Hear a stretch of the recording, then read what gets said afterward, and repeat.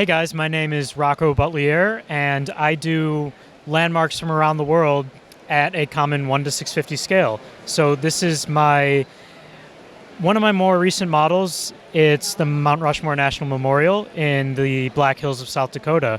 And I've been doing these models, I think I have over 60 over the course of about 10 years, since 2009. So I really wanted something special to mark the my sort of 10th anniversary of doing all these models. So this is a landmark that I've been to with my family probably more than 10 times. You know, growing up, we would be doing road trips out west along I-90. So this is kind of the perfect roadside attraction. And, you know, sort of only in America, it's sort of a almost peculiar landmark, but you can't help but be wowed by it, which is why I also included the visitor center, because that's where everyone experiences it from. It's fantastic work here. So I know you're typically known for your buildings and kind of more of your architecture. So talk about kind of how building in this style is different from that and what some of the challenges are of building this sort of thing with like the rock work and all of that stuff.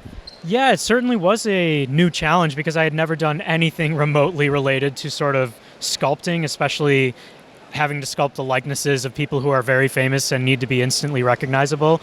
So that's where I started, was with the faces of the presidents. And I think I started with George Washington, and it was a struggle at first to figure out a parts usage language that didn't make him look too much like Optimus Prime.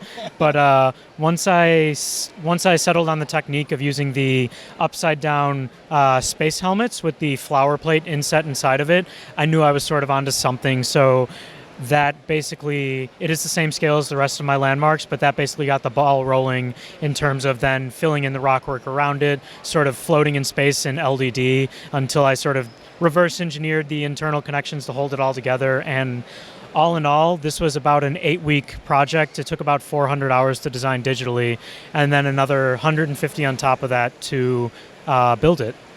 So this is a massive amount of time, design work that goes into this model like this. Yeah, for sure. And like I said, I really eventually sort of accepted my fate that I would need to also model the visitor center. Compared to the mountainside, it was a bit more of a breeze going through this more, gradual landscape. But I do have a sort of newfound respect for people who do landscapes and integrate them very well within their creations, because it is pretty difficult to get it to look organic but not overly wrought in terms of rock work and things like that. So you want to give it just enough, and that's why I went for a really abstract version of the pine trees that this area of the Black Hills are known for.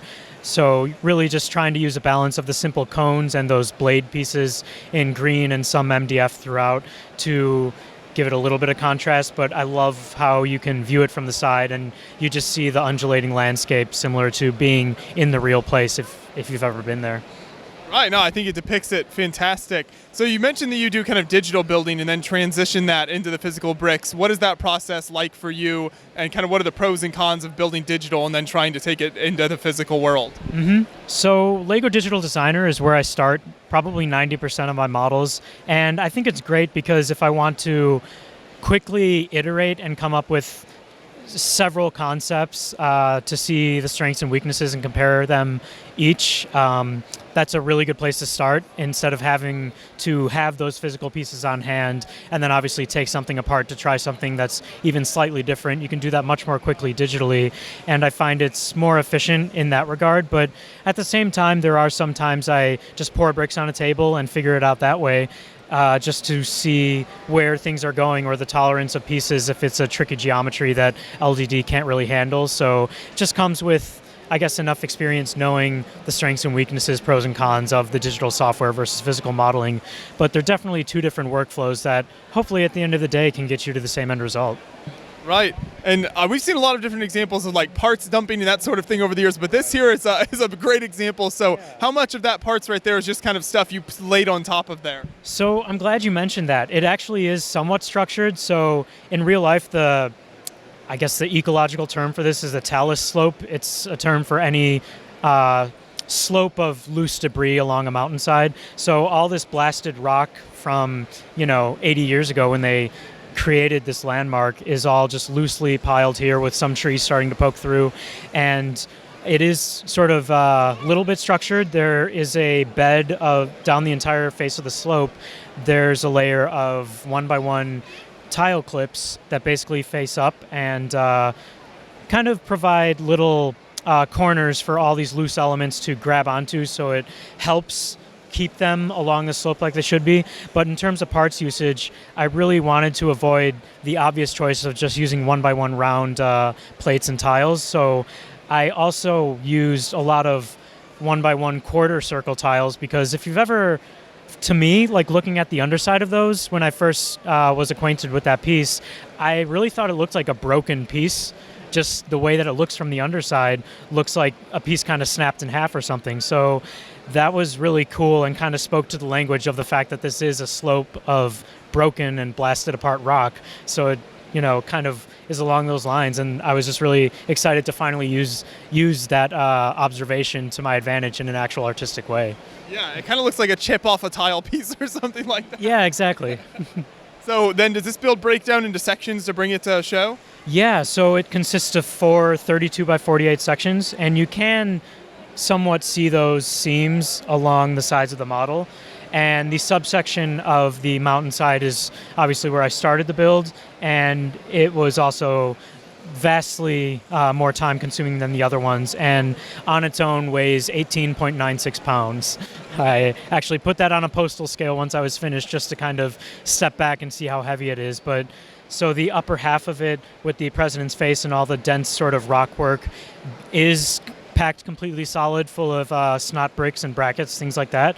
But the underside, I did need to kind of lighten it up to make sure it's not a 50-pound sort of thing. And it does consist of a Technic superstructure underneath, consisting of basically a column and grid system, column and floor plate system made of Technic bricks, sort of like high-rise construction. And that provides a very efficient base and an extremely strong base, surprisingly enough, to carry all that weight. And I just basically put this thing as a solid piece into the box to transport it between events. Really? So that's another interesting question. I think people always wonder, like, if they're bringing a build to a show or moving it around, what's the best way to do that? So I know you've brought your builds to a lot of different shows over the years. What are some of your strategies there for that? Yeah, I think in terms of modularity, not to preach here or anything, but I think Technic is the way to go, because it's highly, like I said, efficient, and it's a good way to save on space, which means you save on the number of bricks, which means you obviously save on the cost. But at the end of the day, I'll buy whichever rare pieces I need to make it look just right. If it's the right piece for the right job, especially at this scale, I can't really be too picky, but I do like to be able to use some more efficient strategies in the base. And one thing I'll also mention is that there are several large arches underneath here within the negative space, just to kind of prop it up to the height that I need it to be, rather than filling it with solid brick, because there's not necessarily any point to that. Right. That makes sense. Well, thank you so much for taking us through the model and giving us that insight. Appreciate it. Of course. Thank you guys.